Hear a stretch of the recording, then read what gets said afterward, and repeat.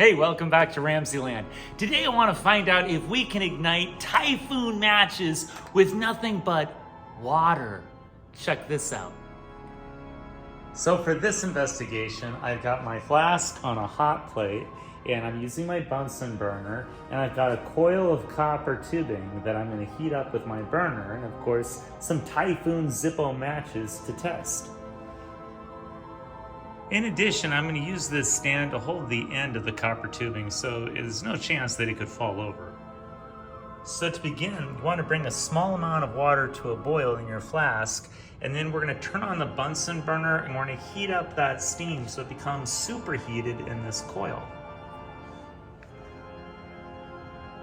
Okay, so as the steam enters the copper coil, it starts to get heated by the Bunsen burner, and that superheats the steam, so it's going to get a lot hotter than 212 degrees. So at this point, I can see puffs of steam coming out the end, but what I really want to see is just clear steam. I don't want to be able to see it, so when it's superheated, you should not be able to see the actual steam cloud coming out of the end of the pipe. Okay, so at this point, it looks like the steam is clear, it's superheated.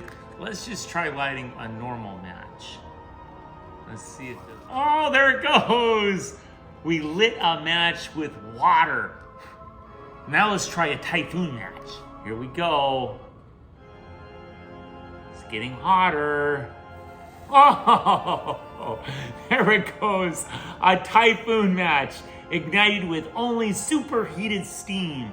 That is awesome. Look at it. Just incredible.